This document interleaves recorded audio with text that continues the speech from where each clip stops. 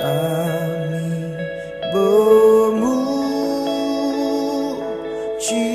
kebesaran-Mu,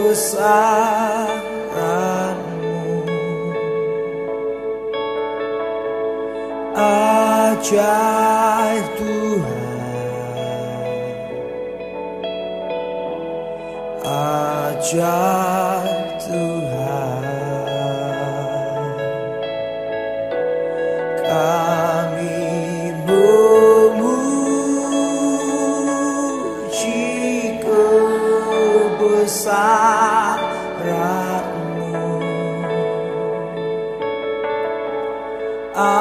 ajaib Tuhan, ajaib Tuhan.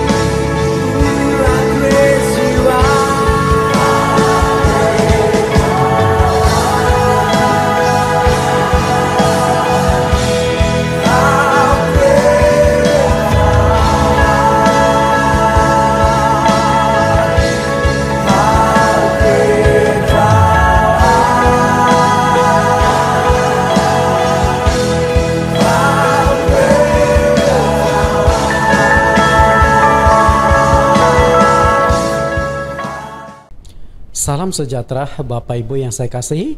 Berjumpa kembali dengan saya Pendeta Nathan Jonawan. Dan hari ini di minggu yang kedua, tanggal 9 Mei 2021, kita akan melanjutkan pelajaran kita mengenal hidup manusia. Ini tema. Dan tema ini terdiri dari 6 episode. Dan ini adalah episode yang kedua. Yang akan kita kupas pada saat ini adalah pelajaran yang kedua. Nenek moyang manusia jatuh dalam dosa. Sebelum kita mulai pelajaran kita, pembahasan kita, terlebih dulu kita akan mendengarkan pujian penyembahan yang akan disampaikan oleh Bapak Pendeta Jonathan Prawira. Ada 3 lagu yang akan dibawakan oleh beliau. Ini adalah lagu-lagu ciptaan beliau. Yang pertama adalah pertandingan iman. Yang kedua, bertahan sampai akhir. Dan yang ketiga, hati sebagai pemenang. Nah, 3 lagu ini berbicara tentang tantangan, perjuangan, kesulitan yang harus dihadapi, termasuk juga pencobaan-pencobaan yang dialami oleh manusia.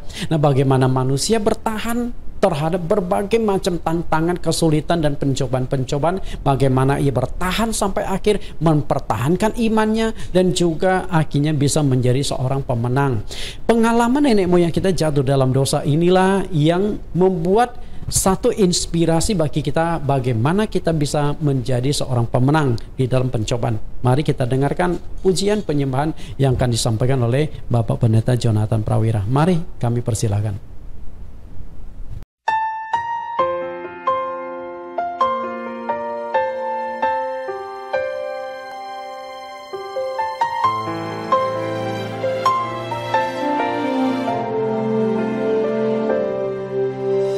Engkaulah Tuhan yang melatihku melalui setiap perkara.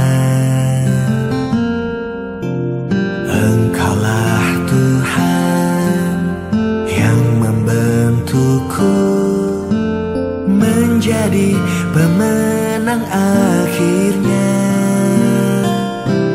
Ku akan tekun mengikuti pertandingan imanku. Kaulah yang meneguhkan dengan kuasa-Mu sampai Engkau mendapatiku, memelihara imanku. Mahkota kemenangan menjadi bagianku.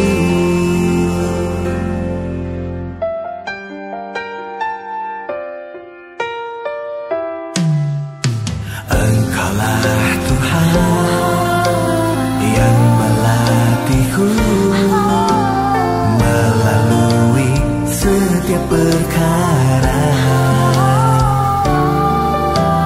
Engkaulah Tuhan yang membentukku menjadi pemenang akhirnya. Ku akan tekun mengikuti pertandingan imanku. Kaulah yang meneguhkan dengan kuasa-Mu sampai Engkau mendapatiku, memelihara imanku. Mahkota kemenangan menjadi bagianku.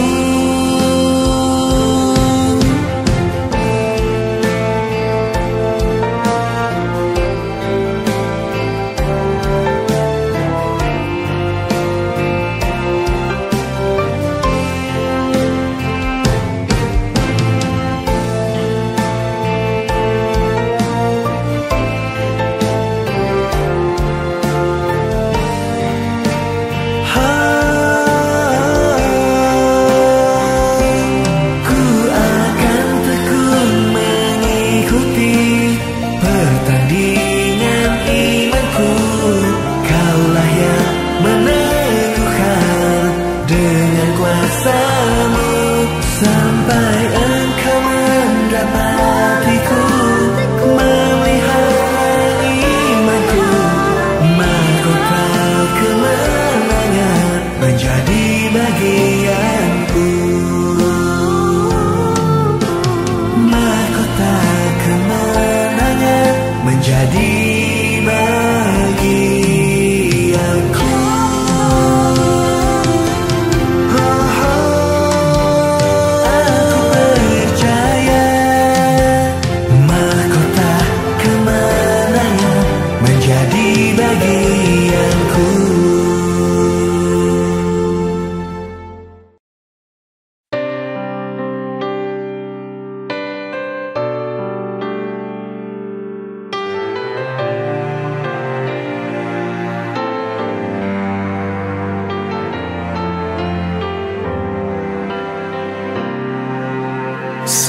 Setiap ku merasa lelah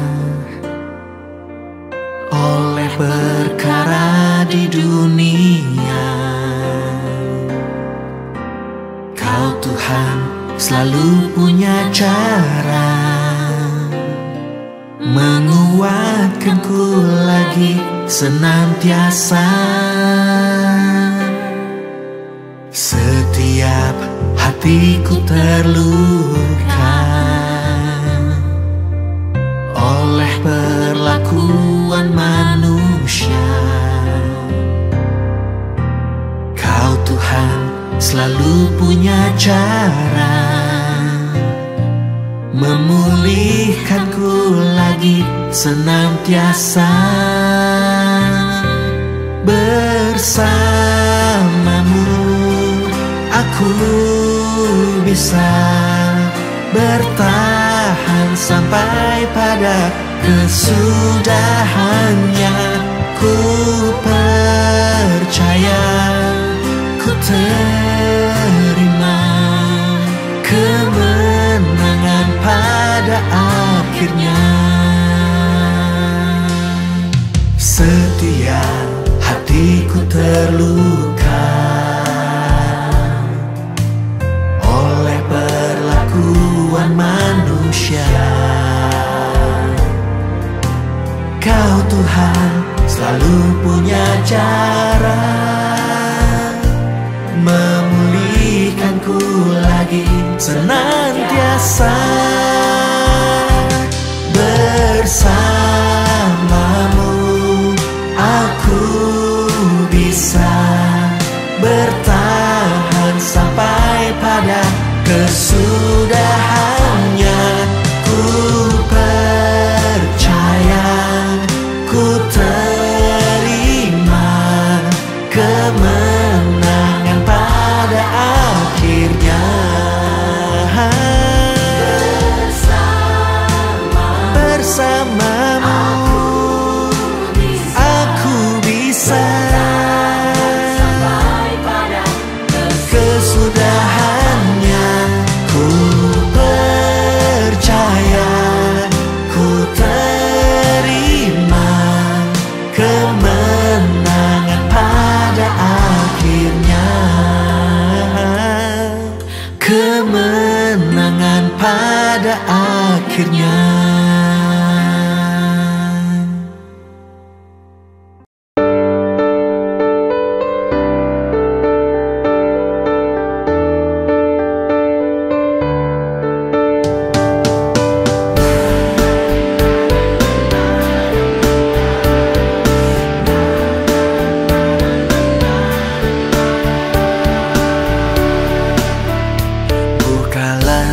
Mataku Tuhan, agar dapat melihat kelebihan yang Kau berikan padaku.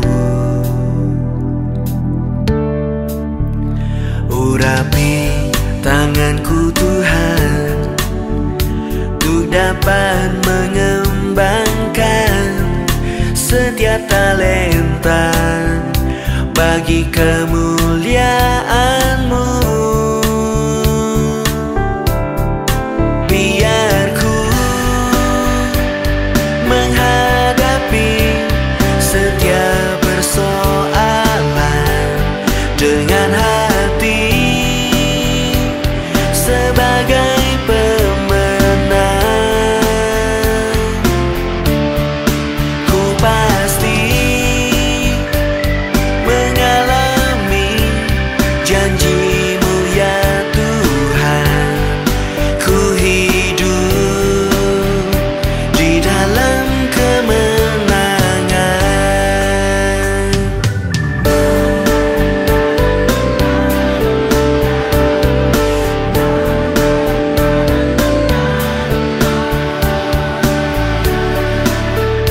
Urapi tanganku Tuhan, untuk dapat mengembangkan setiap talenta bagi kemuliaan-Mu.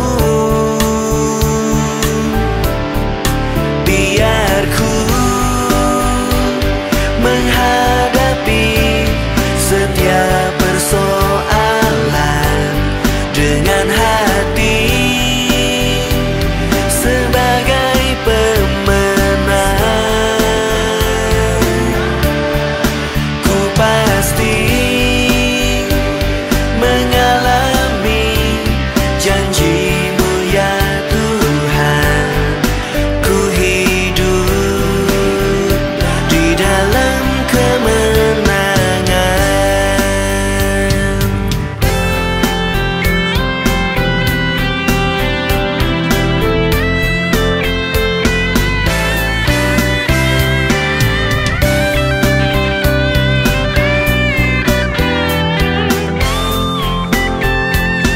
Oh, biar ku menghadapi setiap persoalan dengan hati sebagai pemenang. Ku pasti mengalami janji-Mu ya Tuhan. Ku hidup di dalam kemenangan. Oh, biar ku menghadapi setiap persoalan dengan hati sebagai pemenang. Ku pasti mengalami janji-Mu ya Tuhan. Ku hidup di dalam kemenangan.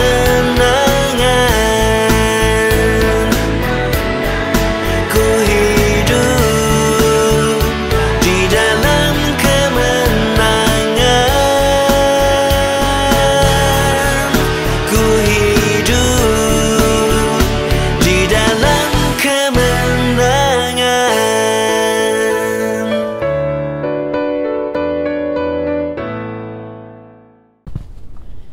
Kita sudah mendengarkan pujian dan penyembahan. Saya tidak tahu lagu ini Bapak Ibu bisa apa enggak, tapi tidak masalah. Yang penting kita bisa nikmati, kita bisa ikuti di dalam hati. Kita akan mulai pelajaran pembahasan kita dalam firman Tuhan. Terlebih dulu kita akan berdoa mohon penyertaan Tuhan. Kita berdoa. Segala puji syukur hanya bagi nama-Mu Tuhan, Juru Selamat kami yang hidup. Engkau yang menyertai kami, Engkau yang memimpin kami dan melindungi kami. Saat ini kembali kami beribadah secara live streaming, dan kami percaya itu tidak menjadi rintangan bagi mereka yang rindu untuk beribadah, rindu untuk menyembah, dan rindu untuk mendengarkan kebenaran firman-Mu. Kiranya Tuhan sendiri akan menyertai kami di dalam ibadah ini dari awal hingga akhir. Di dalam nama Tuhan Yesus kami telah berdoa. Amin. Seperti yang saya katakan tadi, tema yang akan kita kupas adalah mengenal hidup manusia.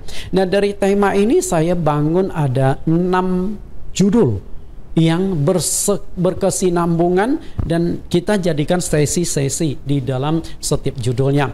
Yang akan kita pelajari saat ini adalah nenek moyang manusia jatuh dalam dosa. Pada pertemuan yang lalu kita sudah belajar dari mana asal usul manusia. Sekilas saya sudah ungkapkan tentang sedikit teori tentang dari mana asal usul manusia, tapi jawaban yang jelas itu justru ada di dalam Alkitab, bahwa manusia itu berasal dari Allah. Pada hari ini, semua manusia yang diam di muka bumi, yang terbagi menjadi segala bangsa, suku, bangsa, dan bahasa, merupakan keturunan dari satu orang. Siapakah dia? Tidak lain yaitu keturunan dari Adam. Apapun bangsamu, apapun bahasamu, dimanapun engkau tinggal di seluruh wilayah di muka bumi ini, semuanya berasal dari satu orang, yaitu Adam dan Hawa. Kita baca kembali di Kisah Rasul pasal 17 ayat 26. Kisah Rasul 17 ayat 26, dari satu orang saja ia telah menjadikan semua bangsa dan umat manusia untuk mendiami seluruh muka bumi, dan ia telah menetapkan musim-musim bagi mereka dan batas-batas kediaman mereka. Perhatikan kalimat, ia telah menentukan batas-batas kediaman mereka. Artinya, di muka bumi yang begitu besar ini, dihuni kurang lebih 200 negara yang terbagi menjadi berbagai macam suku bangsa. Ada ratusan ribu suku bangsa di dunia ini. Dan semua ini berasal dari satu orang. Siapakah satu orang ini yang dimaksudkan? Tidak lain yaitu Adam. Kenapa dikatakan satu orang padahal mestinya dua orang? Ada Hawa. Karena Hawa diciptakan dari tulang rusuk Adam. Dengan kata lain memang dimulai dari satu orang. Artinya inilah asal-usul seluruh manusia di muka bumi. Nah, setelah Allah menciptakan manusia, ditempatkan di Taman Eden. Tapi sangat disayangkan di Taman Eden ini lalu Allah memberikan perintah kepada manusia agar manusia tidak memakan buah pengetahuan tentang yang baik dan yang jahat. Tapi sayang, manusia melanggar perintah Allah dan akhirnya manusia itu jatuh dalam dosa. Apakah dosa itu? Kemudian apa sih yang menjadi penyebab manusia jatuh dalam dosa? Lalu akibat dari dosa itu apa? Nah, ada 3 subjudul yang akan kita kupas pada pelajaran yang kedua ini. Semoga Bapak Ibu bisa tangkap, karena saya sudah urai, saya sudah buat mata pelajaran ini secara berkesinambungan dan terstruktur. Kita lihat yang pertama, apakah dosa itu? Kita mungkin sudah sering kali mendengar istilah dosa, dan sekali lagi dosa. Tapi seberapa jauh pemahaman kita tentang arti dosa ini? Nah, di kesempatan ini kita akan kupas baik berdasarkan ilmu bahasa, makna kata dari dosa maupun dari dasar ayat Alkitab, supaya kita mendapatkan gambaran yang jelas tentang apakah dosa itu. Berdasarkan etimologi bahasa, dalam bahasa Yunani, arti dosa adalah hamartia. Lalu apa arti dari hamartia itu sendiri? Hamartia itu artinya adalah meleset atau keluar dari target sasaran. Ibarat seseorang menembakkan anak panah di sebuah lingkaran, lingkaran tembak, sasaran tembak atau papan tembak. Dan ketika dia tembakkan anak panah ini, tentunya yang diharapkan itu adalah anak panah itu bisa kena kepada papan sasaran, dan yang paling diharapkan adalah pada lingkaran yang paling tengah, titik yang paling tengah. Jadi ketika ditembakkan, tapi sangat disayangkan di gambar tersebut tidak ada satupun panah yang menancap di papan sasaran atau lingkaran tersebut. Nah, disinilah kata hamartia itu muncul. Artinya tidak kena sasaran atau tidak kena pada target, meleset dari target. Berarti jika ada anak panah yang kena tengah-tengahnya, berarti sudah kena sasaran, tidak bisa dikatakan hamartia lagi. Apalagi gambar yang satu ini, bukan orang yang ditembak, maka anak kecil yang ditembak. Nah, sama seperti Daud ketika melemparkan batu umban ke Goliat. Saat itu terjadi peperangan antara bangsa Israel melawan bangsa Filistin. Dari bangsa Filistin muncul keluar seorang panglima perang mereka yang memiliki postur tubuh tidak kurang 3 meter tingginya, jadi badannya tinggi besar. Nah, waktu itu dia menantang bangsa Israel dan tidak ada satupun tentara Israel yang berani menghadapi dia. Semuanya ketakutan, dan di saat itulah Daud tampil. Senjata yang dipakai Daud untuk melawan Goliat juga boleh dikatakan sederhana. Ya, memang kondisi zaman seperti itulah, bukan zaman seperti sekarang di mana teknologi persenjataan begitu canggihnya. Walaupun senjata Daud ini sederhana, hanya umban. Kalau hari ini mungkin kita sebut semacam ketapel, Dia ambil batu di dasar sungai, mungkin batu yang bulat, dia ketika dilemparkan tidak meleset kalau kena gesekan angin. Nah, setelah itu mulai dia ayunkan umban tersebut. Setelah itu dia lepas dan akhirnya tepat tepat mengenai jidat dari Goliat. Nah, itulah yang artinya tidak meleset dari sasaran. Ya, berarti kata hamartia ini nggak bisa dikenakan ke posisi ini. Kita lihat sebagai pembanding dari hamartia sini, Kejadian pasal 6 ayat 22. Lalu Nuh melakukan semuanya itu tepat seperti yang diperintahkan Allah kepadanya. Demikianlah dilakukannya. Nah, maunya Tuhan itu tepat. Apa yang dia perintahkan tepat dilakukan persis seperti perintah Tuhan. Nah, ini disebut kena sasaran. Oke? Kena sasaran atau tidak meleset. Artinya sudah sesuai dengan maunya Tuhan. Berarti ketika kita berbuat dosa, hamartia, kita melakukan sesuatu tidak sesuai dengan kemauan atau kehendak Tuhan, maka disebut berdosa. Jadi dosa itu adalah melanggar apa yang sudah Tuhan tentukan. Ulangan 12 ayat 32, segala yang kuperintahkan kepadamu haruslah kamu lakukan dengan setia. Janganlah engkau menambahinya ataupun menguranginya. Kembali lagi makna hamartia di sini. Tepat sasaran. Ketika Allah memberikan perintah kepada Nuh, bangun batra. Batra yang harus dibangun itu bahannya kayu gofir. Berarti dia nggak boleh cari bahan-bahan lain. Lalu yang kedua, kapal itu punya ukuran, panjangnya berapa hasta, lebarnya berapa hasta, tingginya berapa hasta. Nah, berarti Nuh harus berbuat sama persis seperti yang Tuhan tentukan berapa hasta. Lalu kapal itu dibuat di 3 lantai. Oke? Berarti dia harus buat sesuai dengan petunjuk Tuhan 3 lantai. Kemudian kapal itu hanya punya 1 pintu. Maka Nuh juga harus membuat kapal itu hanya ada 1 pintu. Itulah yang disebut tepat sasaran. Dia tidak menambahi dan juga dia tidak menguranginya. Lalu bagaimana penjelasan arti dosa di Alkitab?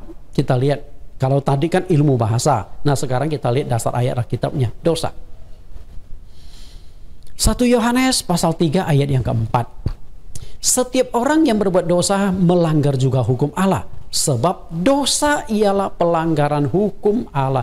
Ternyata arti dari dosa di sini adalah melanggar hukum Tuhan, melanggar ketentuan Tuhan. Berarti apa yang sudah Tuhan katakan tidak boleh dilakukan, jangan dilakukan. Ketika engkau lakukan, maka sudah terjadi hamartia, sudah terjadi pelanggaran, sudah tidak sesuai dengan apa maunya Tuhan, meleset dari apa yang sudah diperintahkan oleh Tuhan. Karena itu ketika Adam dan Hawa makan buah pengetahuan baik dan jahat, padahal di sana tidak ada kata dosa. Di Kejadian pasal 3 tidak ada kata dosa, tetapi makna dosa, kandungan dosa sudah ada di dalam Kejadian pasal 3, yaitu melanggar hukum Allah. Karena Allah sendiri berkata, jangan makan buah itu, tapi mereka langgar. Mereka makan buah pengetahuan tentang yang baik dan yang jahat. Itulah dosa. Lalu apa sih yang menjadi penyebab manusia itu jatuh dalam dosa? Mungkin secara sederhana kita akan katakan, oh, manusia jatuh dalam dosa karena tidak taat pada perintah Tuhan. Memang banyak sekali hamba-hamba Tuhan ketika khotbah di atas mimbar dia berkata tidak taat kepada perintah Tuhan. Manusia jatuh dalam dosa karena melanggar firman Tuhan, karena tidak taat ketika Tuhan berkata jangan makan buah pengetahuan tentang yang baik dan jahat, tapi mereka makan. Memang apa yang dikatakan oleh hamba Tuhan itu tidak salah, memang tidak salah. Tapi menurut saya tidak sesederhana itu. Pasti ada hal-hal yang lebih rumit dan lebih dalam yang perlu kita selidiki, khususnya tentang iblis. Kenapa iblis membuat manusia jatuh dalam dosa? Kenapa iblis menyerang manusia? Manusia jatuh dalam dosa karena pencobaan dari si iblis atau si ular tua itu memang benar, tidak salah. Tidak salah. Namun coba Anda berpikir, apa kesalahan manusia kepada iblis? Sekali lagi, apa kesalahan manusia kepada iblis sehingga iblis berusaha menjatuhkan manusia? Salahnya di mana? Apakah ada yang mengganggu iblis atau mengganggu kinerja iblis? Kalau kita lihat, kita nggak ada urusan dengan iblis kok dari awalnya. Tapi kenapa manusia berusaha dijatuhkan oleh iblis? Kita akan mengulas satu kisah yang jauh sebelum manusia diciptakan, jauh ribuan tahun sebelum Allah melakukan penciptaan selama 6 hari, supaya kita memiliki benang merah agar koneksinya itu menjadi jelas. Pada suatu masa, Jauh sebelum manusia diciptakan, terjadi peperangan antara malaikat yang baik melawan malaikat yang ingin berontak di dalam kerajaan sorga. Artinya, sebelum Allah menciptakan bumi segala isinya, sorga sudah ada. Kapan sorga itu ada? Jangan ditanya, karena Allah itu kekal, otomatis Allah hidup di dalam kekekalan di dalam sorga. Allah itu Alfa dan Omega, tidak punya awal, tidak punya akhir. Okay? Tidak berawal, tidak berakhir. Kita lihat di Wahyu pasal yang ke-12 ayat 7 sampai 9. Karena disinilah menjadi persoalan yang sangat penting, bagaimana akhirnya iblis berhubungan dengan manusia nantinya. Wahyu pasal 12 ayat 7 sampai 9. Terjadinya peperangan di sorga. Ayat 7, Wahyu 12 ayat 7, maka timbullah peperangan di sorga. Mikael dan malaikat-malaikatnya berperang melawan naga itu. Dan naga itu dibantu oleh malaikat-malaikatnya. Tetapi mereka tidak dapat bertahan, mereka tidak mendapat tempat lagi di sorga. Dan naga besar itu, si ular tua yang disebut iblis atau Satan, yang menyesatkan seluruh dunia, dilemparkan ke bawah. Ia dilemparkan ke bumi bersama-sama dengan malaikat-malaikatnya. Perhatikan di sini Bapak Ibu. Ini mestinya ditempatkan di dalam Kejadian, sebelum Kejadian pasal 1 ayat 1. Karena ini peristiwa terjadinya itu sebelum Allah melakukan penciptaan selama 6 hari. Okay? Jauh sebelum penciptaan itu terjadi. Bagaimana proses jatuhnya? Malaikat maupun iblis itu sama-sama malaikat. Karena itu mereka tuh memiliki kekuatan yang seimbang. Sama-sama tinggal di sorga. Lalu kenapa tinggal di sorga masih bisa berontak, masih bisa berbuat dosa? Berarti di sini ada yang namanya dosa jasmani, ada yang dosa rohani. Nah, dosa jasmani, kalau engkau kaya, engkau sombong, wajar. Engkau cantik, ganteng, sombong, wajar. Engkau punya kependidikan tinggi, banyak gelarnya, sombong, wajar. Dan lain sebagainya. Engkau banyak keahlian, engkau pintar, sombong, wajar. Tapi saya ingin katakan, itu semua adalah kesombongan jasmani. Sedangkan iblis nggak memiliki itu.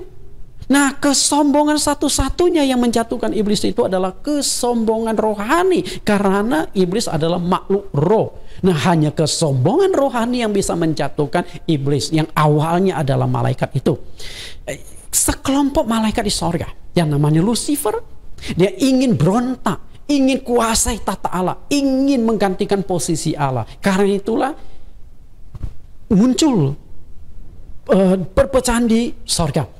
Ada satu kelompok malaikat ingin berontak, ingin kudeta Allah, dan satu kelompok lagi ingin mempertahankan Allah tetap menjadi penguasa di sorga, tata Allah tetap menjadi milik Allah. Maka terjadilah peperangan. Kita lihat bagaimana peperangan tersebut.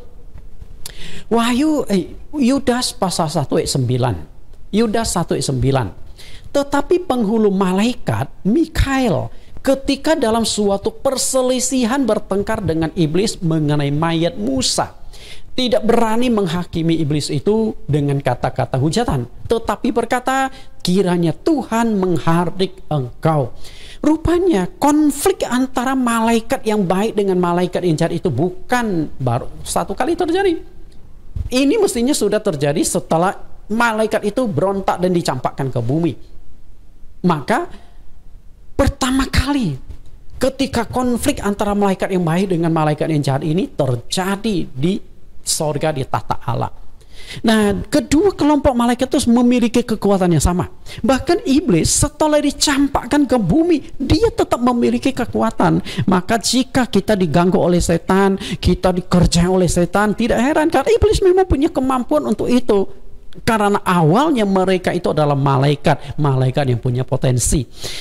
Karena kekuatannya berimbang, peperangan di sorga itu berimbang, akhirnya Allah yang turun tangan. Setelah itu Allah memberikan sanksi hukuman kepada malaikat yang berontak itu, dicampakkanlah ke bumi. Oke? Ketika dicampakkan ke bumi, inilah si malaikat jahat ini yang diketuai, yang dipimpin oleh si ular tua ini, tabiatnya itu berubah total. Mestinya peristiwa ini terjadi sebelum memasuki 6 hari penciptaan yang dilakukan oleh Allah. Berarti Sebelum Adam dan Hawa diciptakan, iblis sudah ada di muka bumi. Nah, yang menjadi penyebab peperangan di sorga adalah iblis ingin melakukan kudeta terhadap Allah. Yudas 1 ayat 6, dan bahwa ia menahan malaikat-malaikat yang tidak taat pada batas-batas kekuasaan mereka, tetapi yang meninggalkan tempat kediaman mereka dengan belenggu abadi di dalam dunia kegelapan sampai penghakiman pada hari besar. Yang ingin saya ajak Bapak Ibu perhatikan adalah kalimat yang saya buat klip, yang tidak taat pada batas-batas kekuasaan mereka. Artinya di sorga itu malaikat-malaikat itu Allah sudah berikan otoritas, berikan wewenang dalam batasan-batasan tertentu. Misalnya batasan hak dan wewenang seorang gubernur dengan seorang presiden pasti beda. Gubernur cakupannya, ya, batasan wilayahnya adalah satu provinsi, sedangkan presiden batas atau cakupan kekuasaannya seluruh negara. Artinya gubernur ada di bawah presiden. Nah, iblis katakanlah gubernur, dia ingin jadi presiden, maka mungkin ada istilah gubernur rasa presiden, mungkin gitu kali ya. Nah, disinilah karena dia ingin berontak, ingin keluar dari batas kekuasaan yang Tuhan sudah tentukan kepada dia. Sedangkan malaikat yang saat kelompok lagi berusaha untuk mempertahankan status Allah sebagai penguasa di sorga. Setelah itu iblis dicampakkan ke bumi. Dicampakkan ke bumi. Lalu apa hubungan jatuhnya iblis dengan manusia sehingga iblis begitu membenci manusia? Benar gak? Tadi saya sudah katakan, manusia jatuh dalam dosa karena tidak taat pada firman Tuhan. Nah, persoalannya saya katakan tidak sesederhana itu. Tidak sesederhana itu. Masalahnya adalah manusia melanggar firman Tuhan, tidak taat kepada Tuhan, juga gara-gara perbuatan setan. Setan yang membujuk, setan yang menggoda, sehingga mereka melanggar firman Tuhan. Ada dua penyebab utama kenapa iblis begitu membenci manusia. Kita lihat kedua penyebabnya. Yang pertama adalah manusia diciptakan menurut rupa dan gambar Allah. Itu penyebab pertama. Dan yang kedua adalah manusia diberikan otoritas oleh Allah untuk menguasai semua ciptaannya di bumi. Ini dua penyebab utama. Dua penyebab utama. Kenapa iblis itu benci sekali kepada manusia? Iblis ingin menghancurkan manusia. Kita akan analisa lebih jauh kedua penyebab ini. Yang pertama, kita lihat dulu Kejadian 1 ayat 26-27. Berfirmanlah Allah, baiklah kita menjadikan manusia menurut gambar dan rupa kita, supaya mereka berkuasa atas ikan-ikan di laut dan burung-burung di udara, dan atas ternak dan atas seluruh bumi, dan atas segala binatang melata yang merayap di bumi. 27, maka Allah menciptakan manusia itu menurut gambarnya. Menurut gambar Allah diciptakannya dia, laki-laki dan perempuan diciptakannya mereka. Allah menciptakan manusia menurut rupa dan gambar Allah. Lalu apa hubungannya dengan iblis? Dengan kemarahan iblis, kebencian iblis kepada manusia? Masalahnya begini. Awalnya iblis kan berperang di sorga. Karena malaikat yang baik dengan yang jahat itu yang ingin berontak di sorga berimbang. Lalu Allah turun tangan. Nah, malaikat yang berontak itu kemudian Allah hukum, Allah campakkan ke bumi. Ketika dicampakkan ke bumi, malaikat ini marah sekali kepada Tuhan. Merasa mereka itu dibuang. Ketika dicampakkan ke bumi, malaikat ini nggak bisa balas menyerang Allah. Yang jelas nggak mungkin, karena ciptaan nggak mungkin menyerang sang pencipta, betul nggak? Tidak bisa menyerang sang pencipta. Dan ketika dicampakkan ke bumi, dia mau balas, Tuhan juga tidak bisa, mereka hanya bisa terima nasib. Dan ketika Allah mulai melakukan penciptaan selama 6 hari, dan pada hari yang ke-6, waktu Allah melakukan penciptaan ke manusia, Allah mengambil gambaran, mengambil rupa dan gambar Allah. cetakan sebagai role model untuk menciptakan manusia. Berarti manusia memiliki gambaran seperti Allah.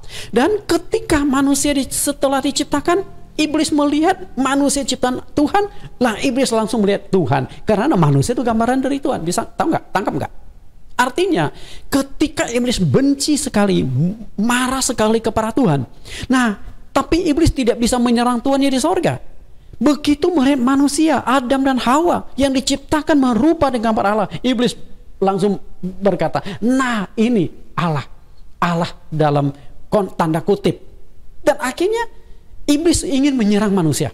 Satu sisi, ketika manusia itu berhasil ditaklukkan oleh iblis, berarti iblis berhasil menyerang gambaran dan rupa Allah itu dalam diri manusia. Itu persoalan pertama. Jadi, satu sisi manusia diciptakan merupa dan gambar Allah adalah kemuliaan. Karena bagaimana tidak mulia manusia diciptakan merupa dan gambar Allah. Tapi di sisi lain juga ada resiko. Resikonya adalah dibenci oleh iblis. Karena ketika iblis melihat manusia, maka iblis melihat gambaran Allah yang dia benci itu. Lalu yang kedua, manusia diberikan otoritas menguasai ciptaan di muka bumi. Kita lihat ayatnya dulu. Kejadian pasal 1 ayat 28. Allah memberkati mereka, lalu Allah berfirman kepada mereka, beranak cuculah dan bertambah banyak, penuhilah bumi dan taklukkanlah itu, berkuasalah atas ikan-ikan di laut dan burung-burung di udara dan atas segala binatang yang merayap di bumi. Setelah dicampakkan ke bumi, dicampakkan ke bumi, lalu Allah mulai melakukan penciptaan 6 hari. Sebenarnya pada waktu Allah melakukan penciptaan, iblis itu berharap, oke lah, engkau mencampakkan kami dari sorga ke bumi, tapi setidaknya izinkan kami menguasai bumi. Itu harapan dari iblis. Karena persoalannya begini, awalnya kan iblis melakukan kudeta, betul nggak? Iblis berontak ingin menguasai tahta Allah. Artinya iblis itu haus kekuasaan, haus akan jabatan. Itulah yang membuat mereka tercampak di bumi.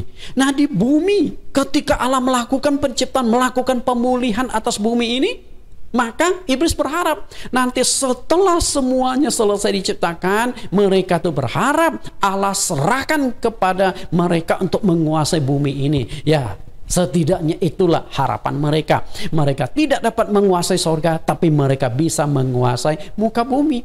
Tapi apa yang terjadi?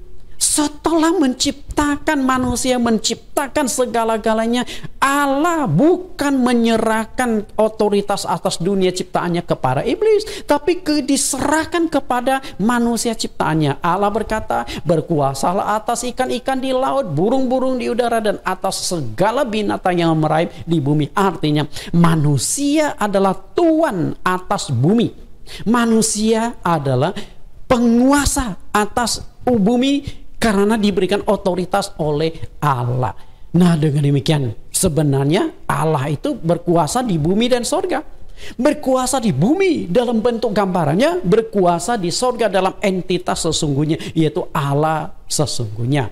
Nah, jadi dua penyebab itulah yang menyebabkan iblis itu begitu benci kepada manusia.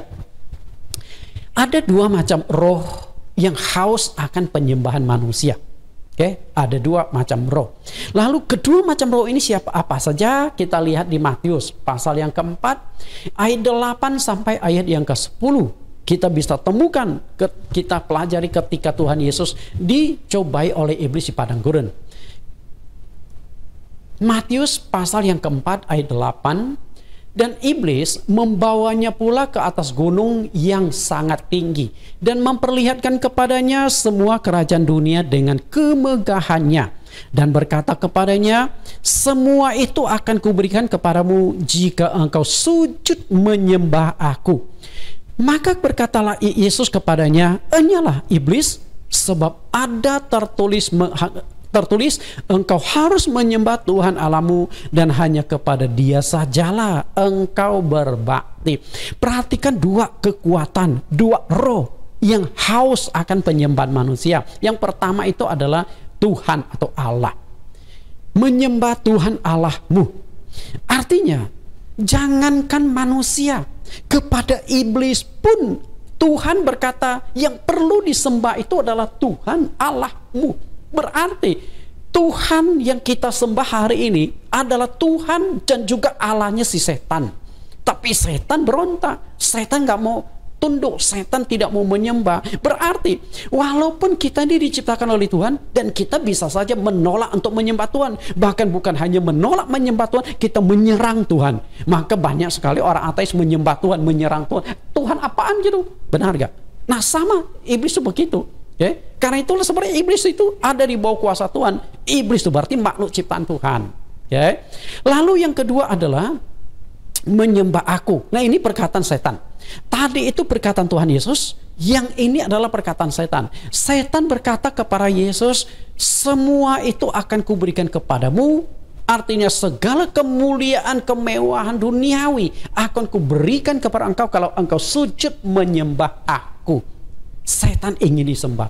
Bayangkan Tuhan Yesus saja disuruh supaya sembah kepada setan. Kan luar biasa setan ini. Jadi ada dua kekuatan yang haus, yang berusaha mendapatkan penyembahan dari manusia.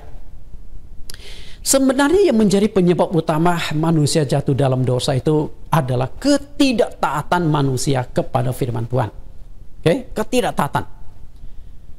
Ketika Allah menciptakan manusia, Allah juga menciptakan Taman Eden. Nah di Taman Eden itu ada 3 kategori pohon. Jenis pohon pertama adalah yang buahnya boleh dimakan. Itu banyak sekali jenisnya. Manusia bebas memakannya. Lalu jenis pohon yang kedua adalah pohon kehidupan. Pohon kehidupan itu hanya ada 1 pohon, dan Allah juga izinkan makan buah itu. Lalu pohon yang ketiga kategorinya adalah pohon pengetahuan tentang yang baik dan yang jahat. Dan itu hanya ada 1 pohon juga. Nah pohon pengetahuan tentang yang baik dan jahat itulah tidak boleh dimakan buahnya. Kita lihat Kejadian pasal 2 ayat 27. Tetapi pohon pengetahuan tentang yang baik dan yang jahat itu janganlah kau makan buahnya, sebab pada hari engkau memakannya pastilah engkau mati. Jadi Allah memberikan perintah ini, ayat ini. Kalau engkau memakan buah itu, engkau pasti mati. Ada sanksi, ada hukuman kalau manusia itu memakan buah pengetahuan tentang yang baik dan yang jahat. Kita lihat konsekuensi pilihan. Banyak pendeta mengatakan free will, artinya bebas memilih. Tapi saya ingin katakan kepada Anda, bebas memilih belum tentu bebas sanksi. Jadi sebenarnya free will itu hanya 1 kalimat atau 1 kata yang sangat manipulatif. Kenapa saya katakan manipulatif? Apakah benar ada free will? Kalau betul ada free will, mestinya semuanya tuh kita bebas memilih, termasuk makan buah pengetahuan baik dan jahat. Kita juga boleh. Tapi kenapa masih dilarang oleh Tuhan? Itu artinya tidak ada free will. Kita lihat. Suatu ketika Adam dan Hawa berjalan-jalan, dan arah langkah mereka tuh sedang mengarah pada pohon kehidupan, pohon pengetahuan tentang yang baik dan jahat. Allah tahu nggak? Allah tahu nggak menurut Bapak Ibu? Tahu, betul. Allah bisa cegah nggak? Bisa. Lalu kenapa Allah tidak mencegah? Karena hukum Tuhan sudah jelas. Kalau engkau memakannya pastilah engkau mati. Selesai. Terserah kamu mau melanggar atau mau taat. Lalu ketika Adam dan Hawa sudah sampai ke ke pohon pengetahuan yang baik dan jahat, dan Hawa sudah mulai terlibat aktif berdialog dengan ular, Tuhan tahu nggak? Tahu. Tuhan bisa cegah nggak? Bisa. Lalu kenapa Allah tidak mencegah? Karena hukumnya sudah jelas. Kalau engkau memakannya, engkau pasti mati. Kemudian iblis berhasil membujuk Hawa dengan berbagai macam cara teknik. Lalu Hawa mulai memetik buah pengetahuan tentang yang baik dan jahat. Tangannya mulai terulur. Nah setelah dia petik, lalu buahnya dibelah 2, diberikan kepada suaminya dan dirinya separuh. Nah di saat ini Allah bisa cegah nggak? Ketika Hawa mengulurkan tangannya, Tuhan tahu nggak? Tuhan tahu. Tuhan bisa cegah nggak? Bisa. Lalu kenapa tidak dicegah? Hukumnya sudah jelas. Dan kemudian Hawa mulai menggigit buah pengetahuan tentang yang baik dan jahat. Di Alkitab mengatakan buah itu tidak boleh dimakan. Saya tafsirkan sedikit ekstrim. Tapi tidak dikatakan tidak boleh digigit. Oke? Katakanlah buah pengetahuan tentang yang baik dan jahat mereka gigit dan mereka belum telan airnya sedikit pun. Di saat yang kritis itu Tuhan bisa mencegah nggak? Bisa. Di siang bolong Tuhan datangkan petir yang menggelegar. Pasti Adam dan Hawa kaget. Langsung keluarkan buah itu. Langsung dia kumur dari air sungai di Taman Eden.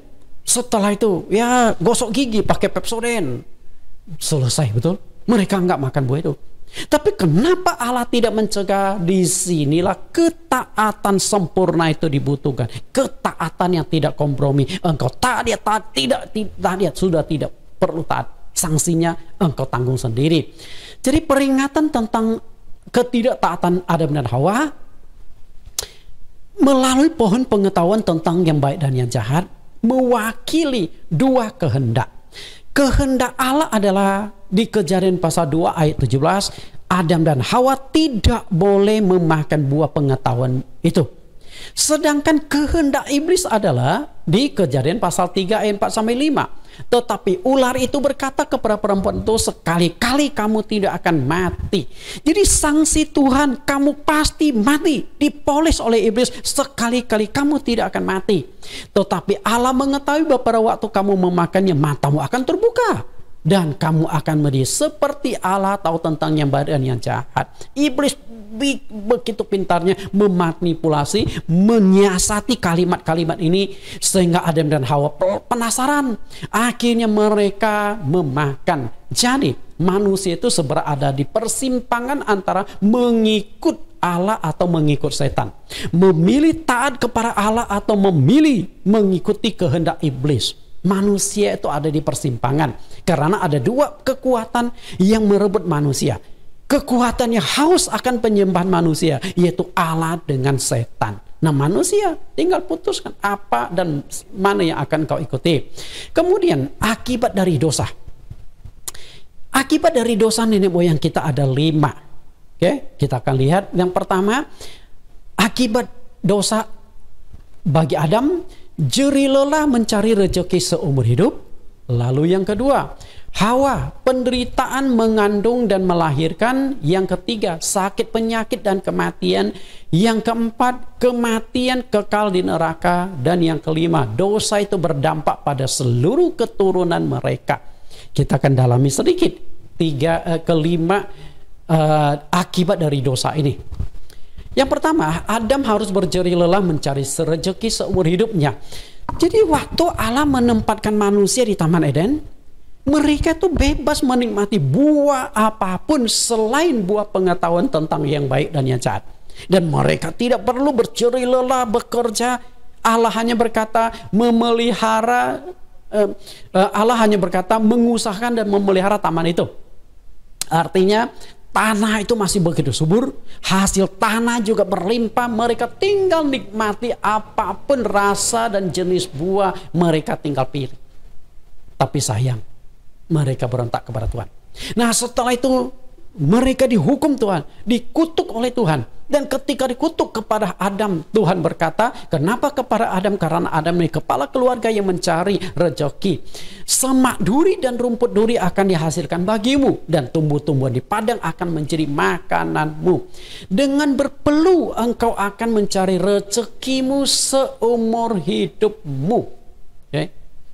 Mencari rezeki, berjerih lelah, bercucuran keringat, baru engkau bisa menikmati hasilnya. Lalu kepada Hawa, Kejadian 3:16, firman-Nya kepada perempuan itu, susah payahmu waktu mengandung akan kubuat sangat banyak. Dengan kesakitan engkau akan melahirkan anakmu, namun engkau akan berahi kepada suamimu dan ia akan berkuasa atasmu.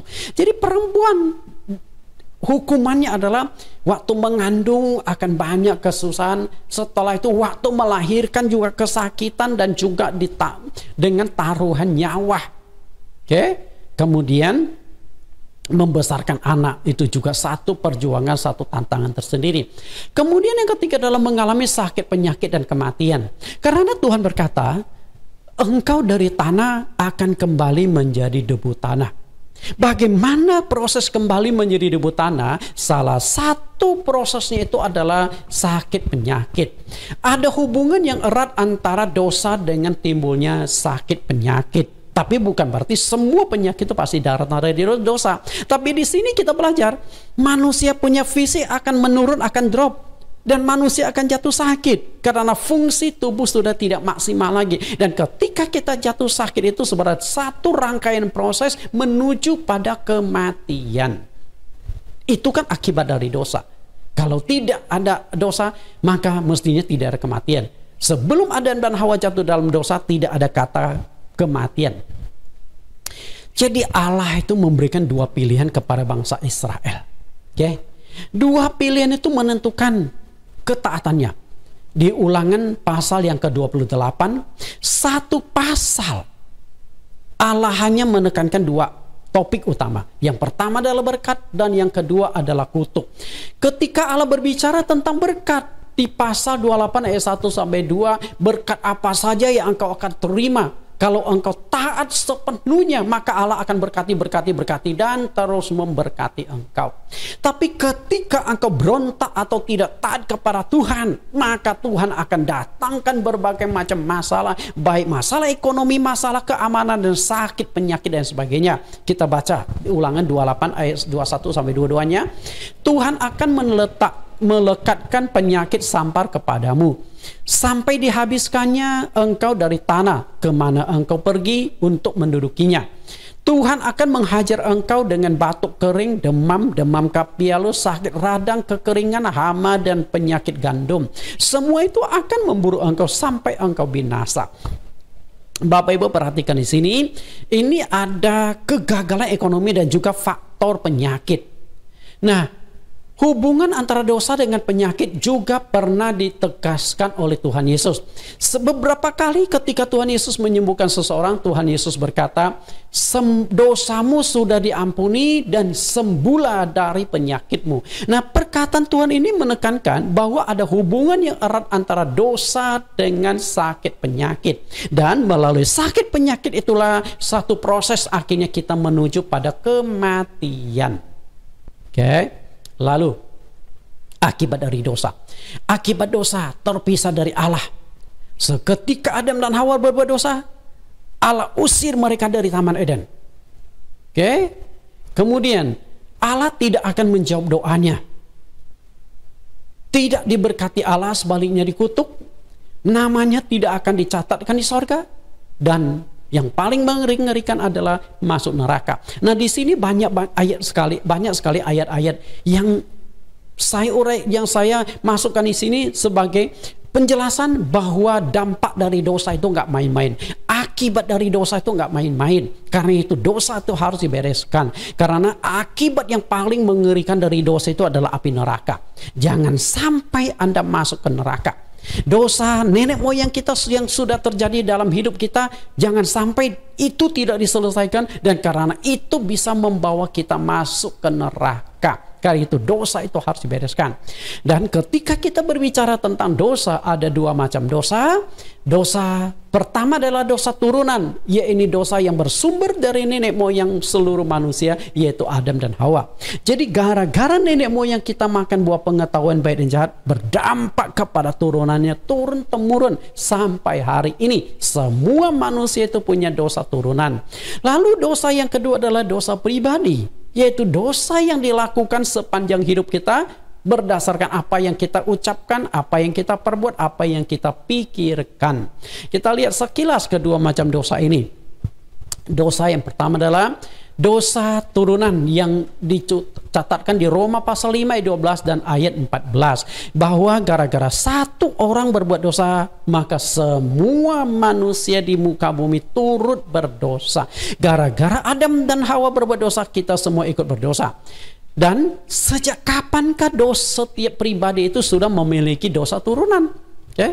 Dosa turunan berarti dosa yang diturunkan dari nenek moyang kita satu generasi demi generasi. Berarti bukan dosa yang kita lakukan, betul? Nah, kalau bukan dosa yang kita lakukan, bukan dosa pribadi, lalu kapan dosa turun ini mulai terjadi? Kita lihat Mazmur. Dosa turunan itu mestinya sudah terjadi ketika seseorang di dalam kandungan ibunya.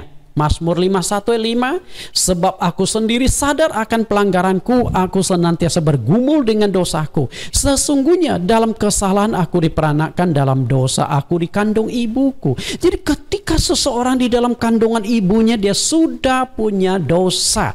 Jelas, inilah yang disebut dosa turunan. Bagaimana mungkin seseorang itu bisa berbuat dosa di dalam rahim ibunya? Tidak mungkin. Karena itulah inilah yang disebut dosa turunan. Lalu kita lihat dosa pribadi. Apakah yang dimaksud dengan dosa pribadi itu? Dosa pribadi 1 Yohanes 5:17, semua kejahatan adalah dosa, tetapi ada dosa yang tidak mendatangkan maut. Ternyata yang dimaksud dengan dosa adalah semua kejahatan yang kita lakukan. Kejahatan dengan perbuatan kita, kejahatan kita dengan perkataan kita, kejahatan dengan pikiran kita, semua hal-hal jahat yang kita perbuat itu dikategorikan sebagai dosa. Lalu 1 Yohanes 3:4, setiap orang yang berbuat dosa melanggar juga hukum Allah, sebab dosa ialah pelanggaran hukum Allah. Setiap kali kita melanggar ayat Alkitab, melanggar perintah Tuhan, melanggar larangan Tuhan, kita sudah berdosa. Demikian pula ketika kita diperintahkan Tuhan begini-begini, kita tidak lakukan, kita sudah berdosa. Jadi begitu banyaknya dosa-dosa yang kita lakukan di dalam kehidupan kita. Yakobus 4:17, jadi jika seorang tahu bagaimana ia harus berbuat dosa tetapi ia tidak melakukannya, ia berdosa. Anda tahu harus berbuat baik? Lawan kejahatan tadi. Semua kejahatan adalah dosa. Oke, Anda tahu tidak boleh berbuat jahat karena itu dosa. Langsung sekarang dibalik.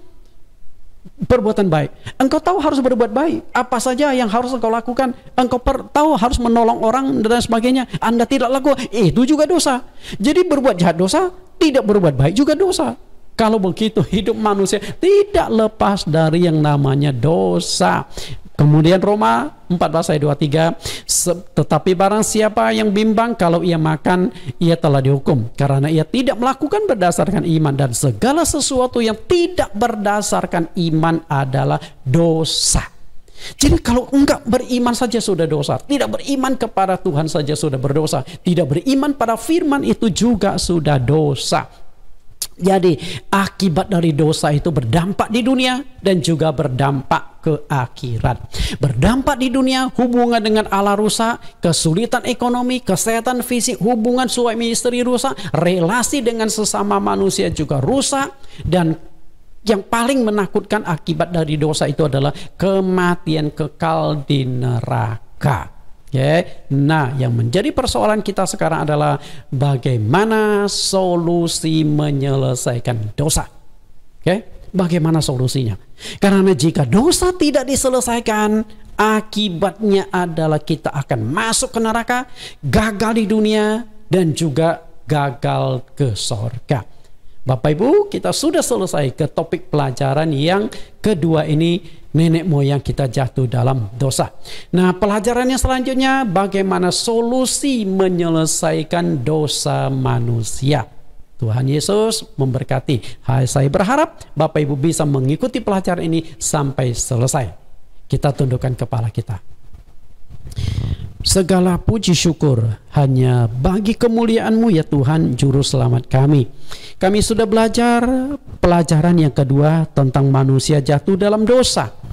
Lalu apa akibat dari dosa? Sungguh dosa itu sangat-sangat mengerikan. Engkau kudus dan Engkau menghendaki manusia ciptaan-Mu juga kudus, menjauhkan diri dari dosa.